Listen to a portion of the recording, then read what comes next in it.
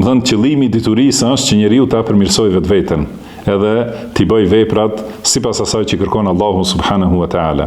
Dhe nuk lejohet asesi njeriu që kërkon dituri ta ketë qëllim me dituri të arrijë të mirat të dunjas.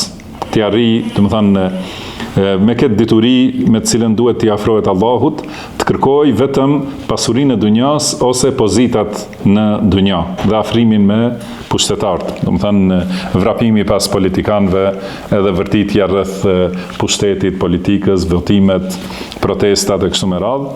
Njeriu i diturisë nëse e bën këta, e ka poshtruar vetveten dhe e poshtron vlerën e diturisë te njerëzit, në sytë e njerëzve.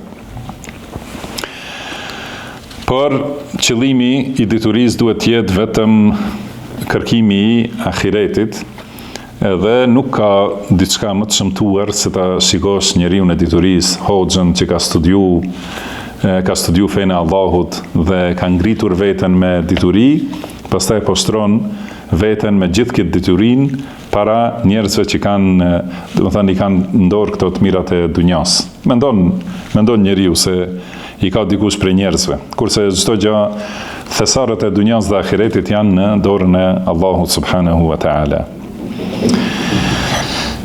Pastaj thot, pra me transmetim nga, thot autori rahimahullah me zinxhirin e tij, deri te Fudail ibn Iyad rahimahullah, se ka thonë: ma aqbaha bil alimi yu'ta ila manzilihi fayuqal ayna al alim fayuqal 'inda al amir, ayna al alim fayuqal 'inda al qadi.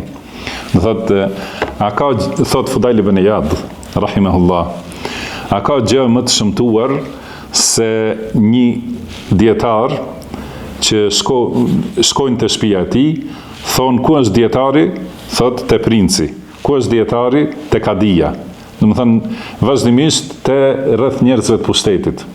Kjo do thot nuk i ka hije njeriu që ka dituri. Thot wa ma lil alimi wa ma lil amir. Çka ka lidhje dietari me pushtetarët? Pse domethënë i shkon vetëm për rreth pushtetarëve?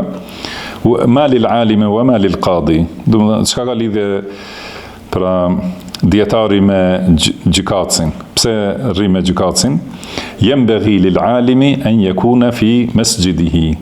Domethënë dietari duhet të jetë në xhaminë e tij. Yaqra'u fi mushafihi, duke lexuar prej mushafit të tij ose prej librave të tij.